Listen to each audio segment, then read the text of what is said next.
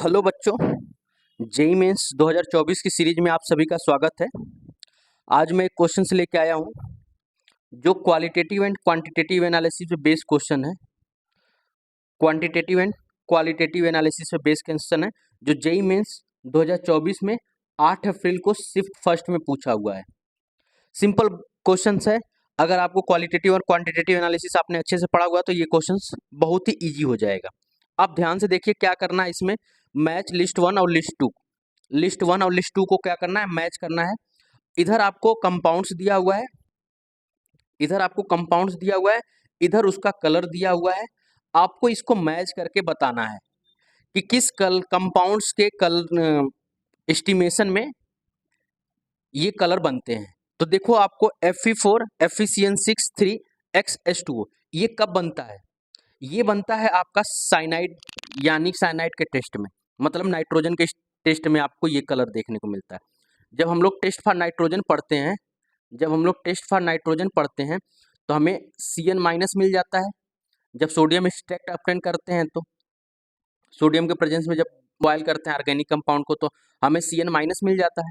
अब Cn- का जब हम लोग रिएक्शन कराते हैं Fe+3 के साथ, सॉरी FeSO4 के साथ, और ये FeSO4 कुछ क्या काम करते हैं, H2SO4 क्या काम करता है, कुछ Fe+2 को Fe+3 में कन्वर्ट कर देता है, और यही Fe+3 क्या काम करता है,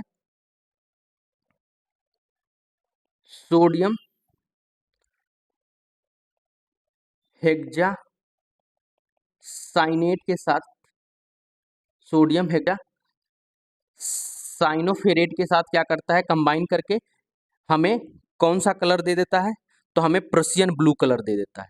कौन सा कलर दे देता है, प्रूसियन ब्लू कलर। तो प्रूसियन ब्लू कलर किसके एस्टिमेशन में मिलता है, नाइट्रोजन के एस्टिमेशन में मिलता है। ठीक है। अब क्या है FeCN5NOS, ये कब मिलता है हमें, तो ये हमें मिलता है सल्फर के टेस्ट में।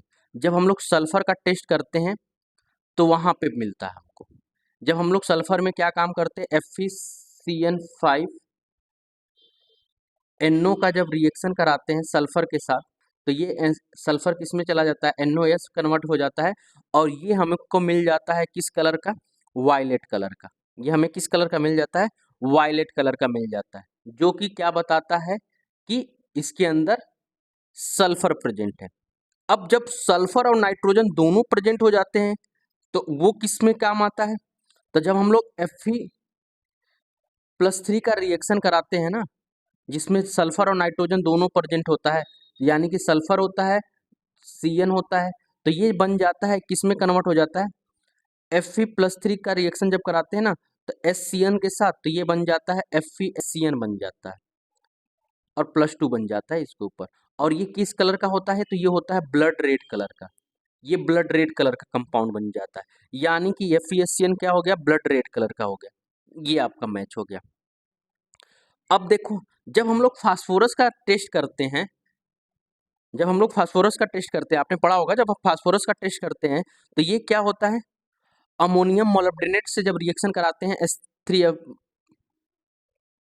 H3PO4 का, H3PO4 का जब हम लोग रिएक्शन कराते हैं किसके साथ, अमोनियम मोलिब्डेनेट के साथ, H3PO4 का अमोनियम मोलिब्डेनेट के साथ रिएक्शन कराते हैं तो ये किस में कन्वर्ट हो जाता है, अमोनियम मोलिब्डेनेट, ये वाला कंपाउंड बना देता है।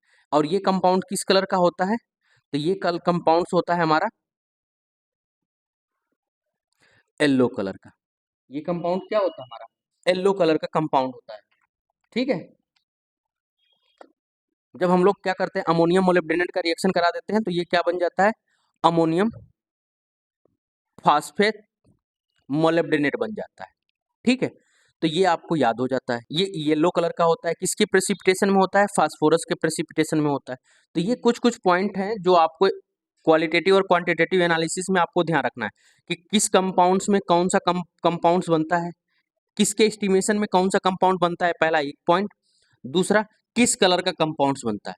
अगर ये दोनों पॉइंट्स आपको याद है तो ये क्वेश्चंस आप, इस तरह के क्वेश्चंस आप बहुत इजीली और आसानी से लगा सकते हैं। तो इसके बिहाफ पे कौन सा आंसर हो जाएगा, डी का फोर्थ ये है, यानी कि ये दोनों खत्म हो गया। उसके बाद बचा है सी का सेकंड, तो सी का सेकंड इसमें नहीं है, इसमें है सी का सेकंड। उसके बाद क्या बचा है, बी का फर्स्ट हो गया और ए का थर्ड हो गया, ए का थर्ड हो गया, ये करेक्ट आंसर हो गया।